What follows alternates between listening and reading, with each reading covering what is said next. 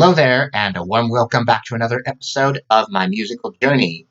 I'm Steve Gilb, and this is the third in this series that I've started putting out. I've really enjoyed putting out these videos, and I hope all of you have enjoyed watching them.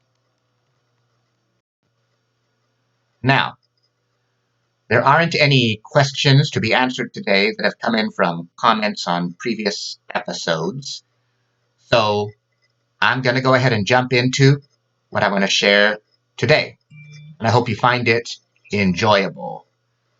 To start with, I want to clarify the goal and purpose of these videos.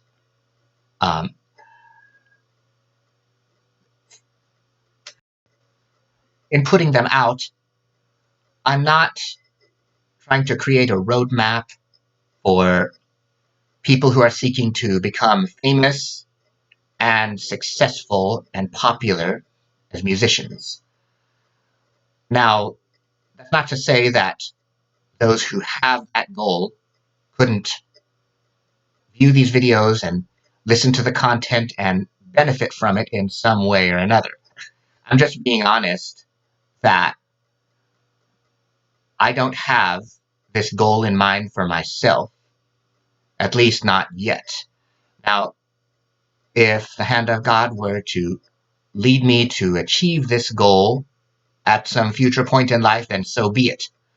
But if that is the case, then He is leading me on a step-by-step process, and I have not gotten to that particular step yet.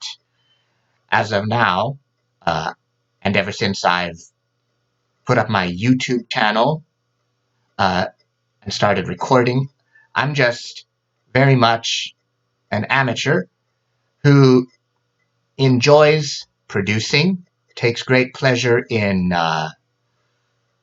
playing, singing, composing, producing, and recording, and who likes to share the content with as many people as possible. I'm very grateful for the different avenues that make it possible for me to record my music right here from home without having to sign a recording contract in a professional studio. And I'm also very grateful for the different platforms of social media, especially YouTube, where I can release my music and make it widely available to people everywhere in the world.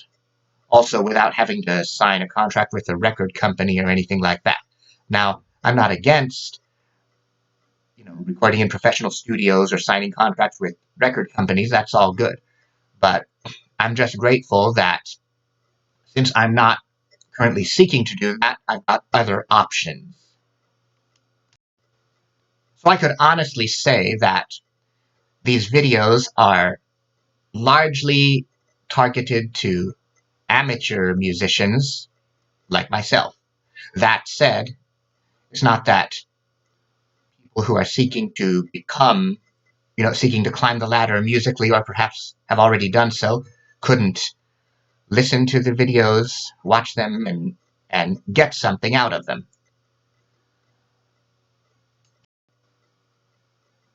So now moving on, after posting the previous episode in this series, I started seriously thinking about the content of the next video, or this one.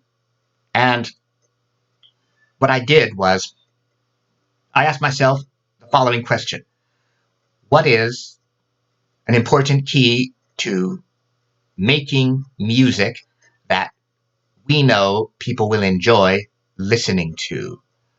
Now, I know this is a multifaceted question that can be looked at from different angles when it comes to every aspect of music, be it production, the way we play, the way we sing, the way we present ourselves, etc., etc. Now, I tried to come up with a way, like a real simple key answer that could be expressed in few words. I gave this quite a bit of thought, and what I came up with was real straightforward and simple, and It surprised even me, but it's true. Now, I'm not priding myself thinking I'm just a super wise man or anything like that, but I'm just sharing what I came up with for the benefit of those listening. And the answer to this question that I came up with is, in order to make music that we know people will enjoy when they hear it, we need to make music that we ourselves enjoy hearing when we play it back. Isn't that interesting? Now, I'm not talking about priding ourselves or thinking more highly of ourselves than we ought to. That's exactly what Scripture says we shouldn't do. But I am talking about being satisfied to a healthy extent with the music that we are producing so that we know we've put our best foot forward and we've given it our best shot.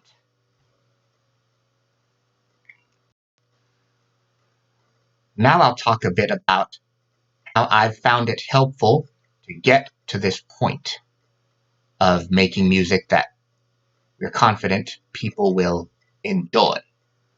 Um, for me, I found it crucial to find the style and type of music that best suits me personally and to stick with it without trying too much or too hard to work outside of it. Now, that's not to say we can never experiment. In fact, it's good to experiment with certain styles because we may find that we have several styles that suit us best, and that's a good thing.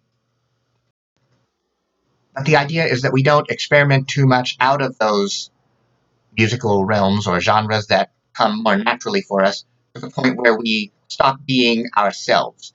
Because I know that one real turnoff for music lovers and listeners, myself included, is to hear people trying to present themselves in a style and type of music that just doesn't come naturally for them. I'm sure this is a turnoff for a lot of you who are listening to this video as well. Now, in saying this, I'm not pointing any fingers because I have done some of this type of experimenting myself, and this is how I realized that what I was doing didn't come naturally for me. Like, take the song Again, for example, one of my original songs that is posted on this channel. I wrote this song for my mom, as many of you know, wrote it about a year after she went to heaven on the day that would have been her birthday. And at this time, I was really into, I was in my early 20s, and I was really into alternative rock. I really liked the Metal Zone distortion effect, so I got together with some friends, a drummer and a bass player, and we started jamming out, and we played this song, and I was on the guitar, and I had a chorus pedal for the verses, the soft part, which I still use. Now, for the distortion, at this time I used a Metal Zone pedal, but when I actually recorded this on the 8-track Fostex recorder I mentioned in the first episode, I realized that something was really missing. Like, well, not only did I not know everything I know now about mixing and recording in general, but also I just realized that I was not working within the style that suits me best. Now, thankfully, this was before YouTube evolved, and the recording that I made at that time, the original, never got posted here. But more recently, a few months back, I posted this recording that's on this channel. I'll leave the link to it in this video description, and I chose to make the distortion lighter, an overdrive type of effect. And also the lead guitar was given a different effect than the previous one, and I really liked this one because I found that it best suited my voice. Now, having given that example, I'd like to clearly state that the style I found suits me best is light, easy listening rock. To give a few examples of mainstream artists whose work has influenced me along this line, Billy Joel and Elton John, both excellent composers and piano players. As those of you who listen to my music regularly and who follow me on YouTube know, I love the piano. That's one of my strong points. I'll also add that, as my YouTube followers and listeners know, another style that suits me well is instrumental music. In fact, I started out posting a lot of instrumental music on this channel. But as I started experimenting outside of that, I realized that this light rock style also suits me best, especially when it comes to songs that have both music and vocals. So this is a very important key, to find the style or styles that best suit us and to stick with them and go improving them as we continue producing and recording. And I also want to say this. It's good to do what we can to make our music as listenable as possible, to make sure it's polished, to make sure it's as well produced as possible. And this we can achieve by putting forth our best effort and also getting plenty of feedback from people who are listening to what we're producing, and even folks who might be working with us on the projects. And it's good to take to give their feedback diligent consideration and to even act on it as much as possible and as much as applies to us.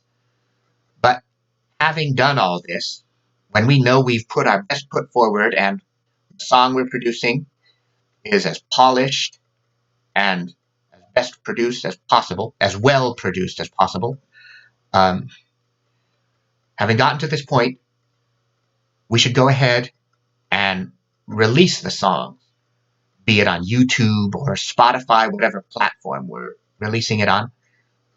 We should be confident about this and release it without any consternation or fear whatsoever, knowing that, first of all, there is an audience out there who wants and needs to hear the song. And secondly, knowing that as we continue making songs, we will continue improving. Now, I remember when I was a teenager, I was talking with someone who had some experience in producing and recording and who had watched a lot of other people do it too. I told him, I said, well, I'd like that every song I produce from the first to the last come out equally as good. Now his answer was, he says, that's a good ambition, but the truth is that's not going to happen because the first song you produce just won't come out as good as the last song you produce, because you will go improving. And I really appreciated his advice and found it very true once I started launching into recording myself several years later. So that brings us to the end of this episode, and I hope you've enjoyed it. Now, to sum up the main points, the best way to make music that we know people are going to enjoy, as I see it, is to make music that we ourselves enjoy hearing when we play it back.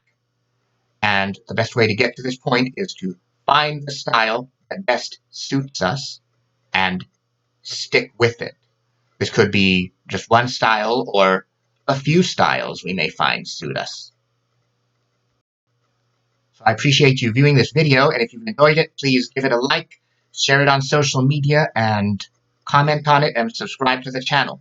Also, as I always say, please don't hesitate to share your insights, comments, and questions about this content. in the comments below, because you may end up giving me ideas for future episodes. Thank you very much. Looking forward to seeing you next time. Bye now.